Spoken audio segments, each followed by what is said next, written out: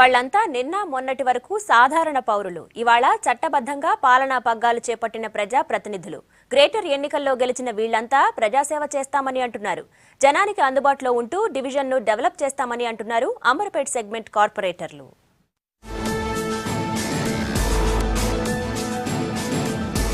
ఇది గ్రేటర్ పరిధిలోని అంబర్పేట్ సెగ్మెంట్ నియోజకవర్గంలో మొత్తం 5 డివిజన్లు. ఇక్కడి నుంచి ఎన్నికైన కార్పొరేటర్లలో సగం మంది పాత వాళ్ళకే అవకాశం ఇచ్చారు. రాజకీయ నేపథ్యం స్థానికంగా పలుకుబడి ఉండడంతో గ్రేటర్ ఎన్నికల్లో గెలిచి కార్పొరేటర్ అయ్యారు.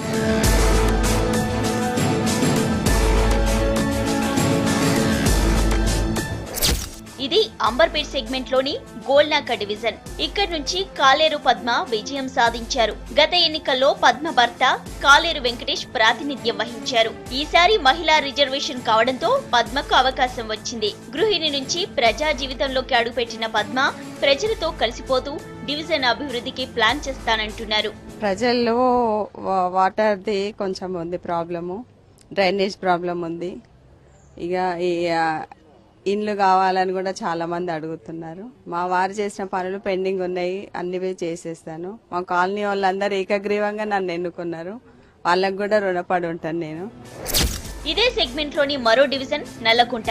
ఇక్కడ నుంచి గరిగంటి శ్రీదేవి రెండోసారి కార్పొరేటర్ గా ఎన్నికయ్యారు. శ్రీదేవి కుటుంబానికి మొదటి నుంచి రాజకీయ నేపథ్యం ఉంది. భర్త కూడా గతంలో ఇక్కడ నుంచి కార్పొరేటర్ గా పనిచేశారు. ఆధ్యాత్మిక కార్యక్రమాలు నిర్వహిస్తూ ప్రజలకు దగ్గర కావటం శ్రీదేవికి కలిసొచ్చింది. డివిజన్ ను గతంలో కంటే మరింత అభివృద్ధి చేస్తారని చెబుతున్నారు. రెండోసారి కూడా నేను సేవ చేసుకునే అదృష్టం కలిగినందుకు నేను చాలా సంతోషిస్తూ, మరి ముఖ్యంగా మేము గెలిచిన రోజు నుంచి కూడా ఇప్పటి వరకు మేము ప్రజల్లోనే ఉంటాం. ఇప్పుడు ఈ క్షణం కూడా మేము ఈ రోజు కూడా మరి ఇక్కడ అసోసియేషన్ లో ఈ నల్లకుంట నరేంద్ర పార్క్ అసోసియేషన్ వారిని కూడా కలిసి మాకు లోకల్గా ఉన్న సమస్యలను వారి గురించి తెలుసుకోవడం జరుగుతుంది. మరి ఇదే విధంగా మేము బస్తీల్లో కూడా ఇంటింటికి వెళ్లి మళ్ళా ఏ సమస్యలు అయితే ఉన్నాయో వాటన్నిటికీ కూడా మేము సాయశక్తిలా కృషి చేస్తూ పరిష్కరించడానికి మేము కృషి చేస్తా ఉన్నాము. ఇక ఇదే నియోజకవర్గంలో మరో డివిజన్ అంబర్పేట్. గతంలో మజ్లిస్ నుంచి గెలిచిన పులి జగన్ ఈసారి టీఆర్ఎస్ నుంచి ప్రాతినిధ్యం వహిస్తున్నారు. నల్గొండ జిల్లా వలిగొండకు చెందిన జగన్ మొదటి నుంచి క్రియాశీలక రాజకీయాల్లో చురుగ్గా పాల్గొంటూ పటేల్ నగర్ లో స్థిరపడ్డారు. ప్రజలకు ఎప్పుడూ అందుబాటులో ఉండటమే గెలుపుకు కారణమంటున్నారు. బస్తీలలో ఉన్న సమస్యలను ఎప్పటికప్పుడు ప్రజల దృష్టికి తీసుకొస్తే ఎప్పటికప్పుడు స్పందించి వీటి పరిష్కారానికి నా వంతు కృషి చేసిన.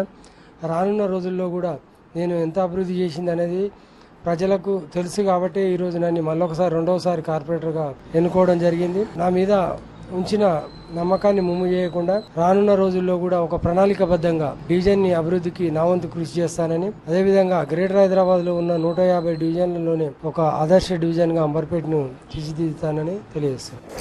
సెగ్మెంట్ లోని మరో డివిజన్ కాచిగూడ.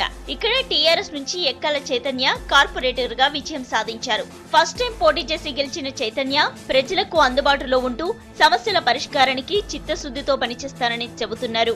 మొదటిగా అయితే ఎక్కువ నల్ల ప్రాబ్లమే చెప్తున్నారండి. లో ప్రెషర్ ఎక్కువ ఉందంట, దాన్ని ప్రెషర్ ఎక్కువ చేయాలని, లైట్స్ రావడం లేదని, డ్రైనేజ్ కూడా మొత్తం పారుతుంది. ఇక మేము మొన్న ప్రమాణ స్వీకారం చేసిన తెల్లారి నుంచి ప్రజల్లోకి వెళ్ళడం జరిగింది. మార్నింగ్ 8:30 నుంచి 10:30 వరకు అట్లా బస్తీలోకి వెళ్తున్నాము. నల్ల డైరెక్ట్ చూపెడుతున్నారు మాకు. ఈ నల్ల ఇంత సన్నం వస్తే మేము ఎంత మంది ఎట్లా పట్టుకోవాలి అనేసి ఇక మా ఎంబడి వాటర్ వర్క్స్ వాళ్ళు కూడా వస్తున్నారు. మేము కూడా వాళ్ళకి డైరెక్ట్ చూపెట్టడం జరిగింది. వాళ్ళు కూడా మాకు సహకరిస్తున్నారు. ఇప్పుడు కొంచెం ప్రెషర్ ఎక్కువ కొంచెం చేయించినాము. వీధి దీపాలు కూడా కొద్దిగా రిపేర్ అయ్యింది.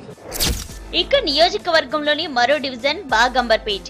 ఇక్కడ పద్మావతి రెడ్డి కార్పొరేటర్ గా ఎన్నికయ్యారు. మొదటి నుంచి సామాజిక సేవలో ఉన్న పద్మావతిని బాగంబర్పేట ప్రజలు గెలిపించారు. డివిజన్ లో పారిశుద్ధ్యానికి పెద్దపీట వేస్తూనే ప్రజలకు మౌలిక సదుపాయాలు కల్పిస్తానని చెబుతున్నారు. ప్రతి బస్తీ తిరిగి చూశాను.